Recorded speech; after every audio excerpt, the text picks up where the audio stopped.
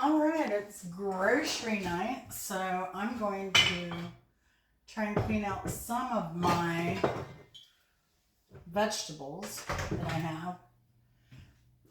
So I have, it's about 2 pounds of lamb.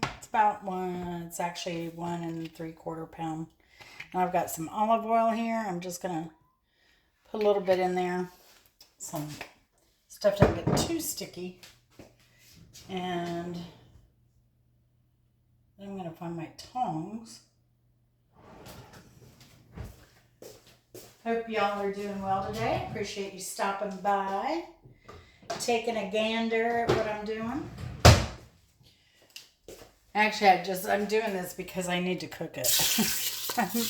It is not tonight's dinner, but it means I won't have to do much this weekend. I'm definitely going out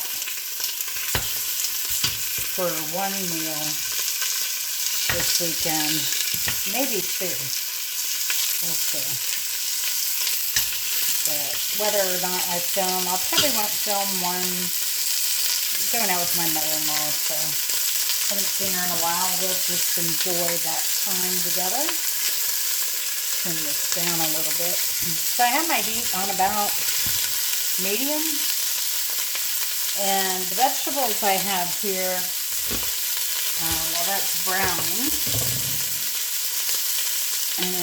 I have some celery, carrot, onion, and a lot of garlic. I love garlic. And I need to get rid of some spinach. So I've got some baby spinach here that I will take care of. And then I like a little heat to this. So I'm going to add some Rotel, no salt. That's what I prefer. And check this here. I want to get some coloring on that. You want it a little brown.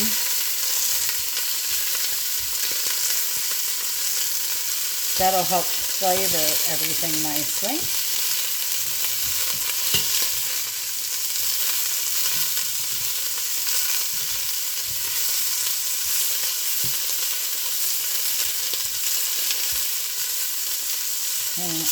Let me know what you think of these step-by-step instructions cooking videos.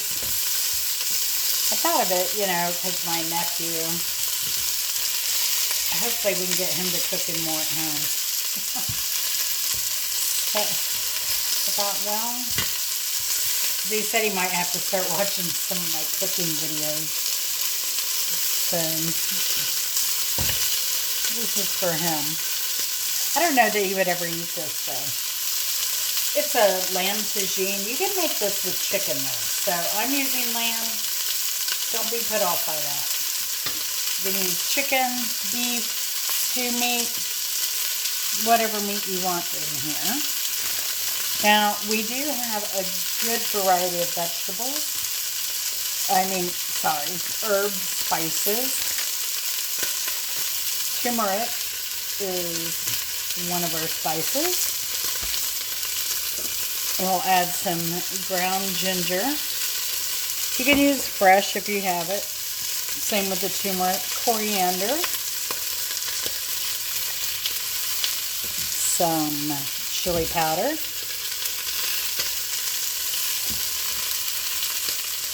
Some paprika.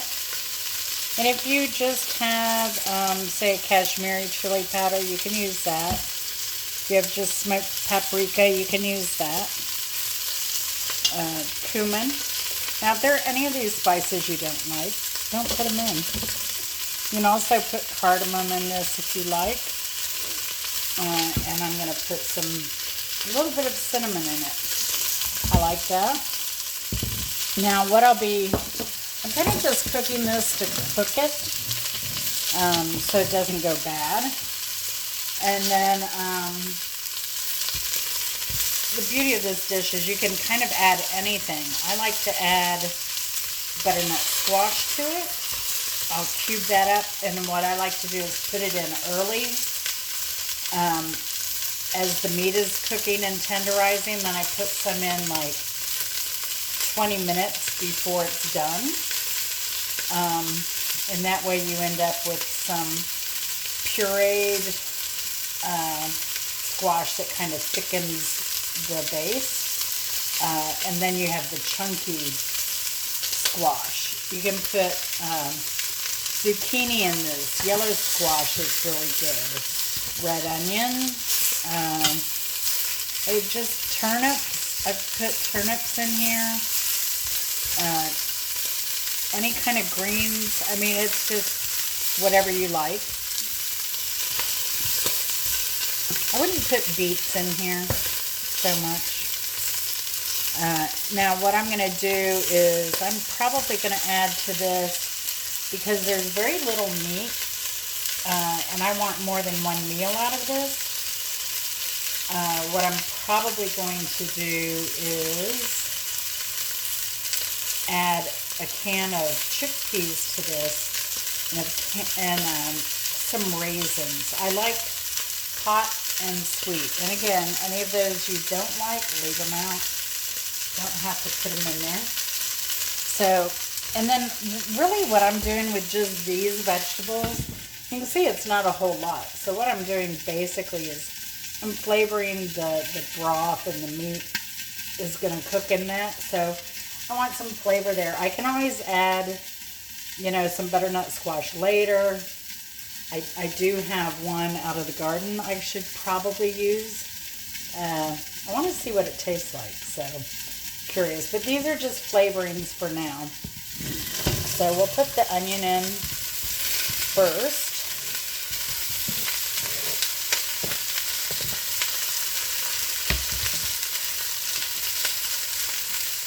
Because things are kind of brown on both sides now. Kind of laid some even on the side to get the sides a little. See, that side could use some brownness. It's not cooperating with me. Alright. We got that onion down there in the bottom. And we're going to start adding the herbs now. All of our spices. It's going to be so good. All right. So I kind of just eye this. I'm just going to shake some chili in here. I mean, it's not to taste like chili, but it's, you know, a little bit of that smokiness is nice. A little bit of this paprika now.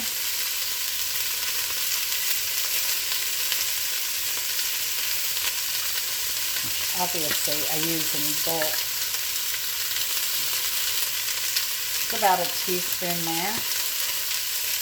And you can go back and adjust these later. But we're kind of doing this in a more Asian tradition of putting it into the pan with the meat and cooking those a little bit. I'm going to put a good bit of ginger in there. It's about a half a teaspoon. But ginger can be a little funny. And now the cumin. A little bit. It's about a teaspoon. And some coriander here. A few little shakes of that. And now for the cinnamon, I don't go too heavy on the cinnamon. Just lightly. So, a drizzle. And then the turmeric. Oh, I can smell it already. Oh.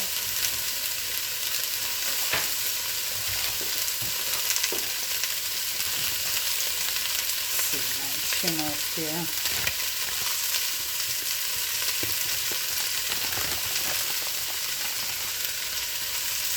Put a good spoon of turmeric on there. Now you want to stir all that around.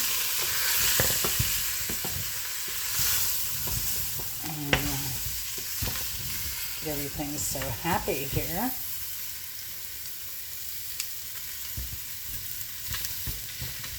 We'll put this garlic in as well. I think I need a little more oil there.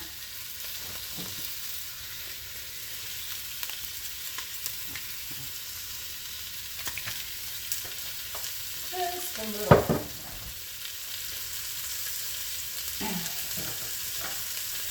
Now, this is optional as well. You can add regular water to this.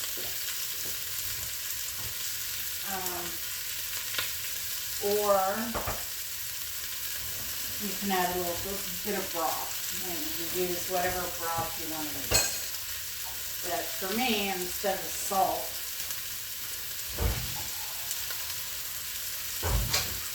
I like adding a little flavor with the broth. And I'm not just adding a little bit of it. Alright, so it's garlic. All these spices are getting yummy. Let's see what that looks like. Oh, yeah.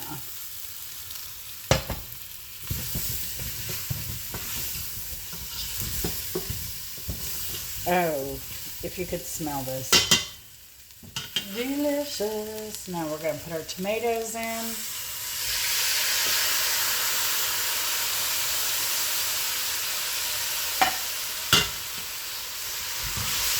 That tomato will help pick up any of the stuff on the bottom because that's a lot of good flavor there. Ah, yes. Now it's almost like a look at that color. The turmeric really brings that out. If you have saffron, you can put saffron in here. I have saffron, but I have the real stuff. It's really expensive, so I'm not using it for this dish this time. All right. I'm going to need some more water.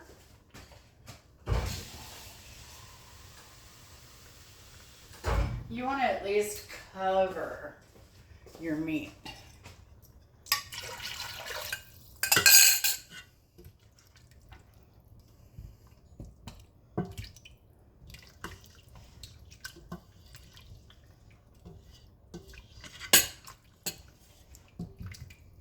This is my second favorite way to eat lamb. My first is lamb chops, and I do a crazy good marinade for those. A lot of people don't even realize it's lamb. All right, so I'm going to dump these vegetables in. And I still need a little bit of water. Let me get that.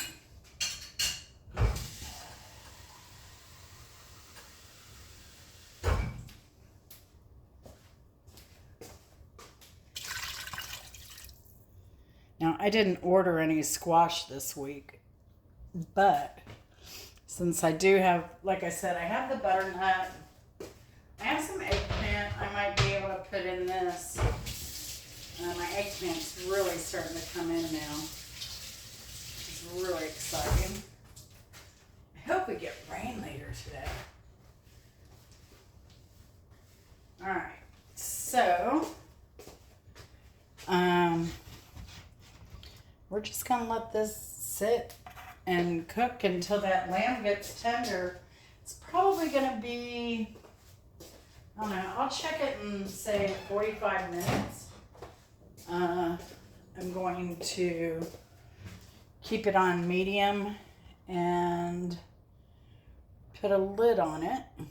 And I can go ahead and I'll add the spinach later, actually, because that's going to take a while. I want my spinach to be dead. So, well,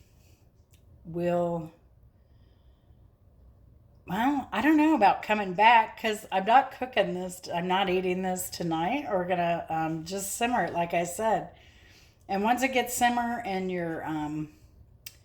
your lamb gets tender, you know, you'll be able to pull it with a fork. That's when you're going to want to add any of your other vegetables that you want to put in here. Rutabaga, turnips. I really like the hard squash, soft squash in this dish. Like I said, I'll add the chickpeas. You see, I can go ahead and do that now. I'll just help them pick up all that flavor. And I can go ahead and throw some raisins in there. And you can put different fruits in this. If you're doing chicken, you can put apricot. You can put dates. So it's really, like I said, it's very versatile. I'm going to put what I think will be like, not a raisin in every bite, but almost. To where when you get one, it's like, ooh, that's good. So, a little surprise, a little mouse surprise there. So, drain my, rinse and drain my chickpeas.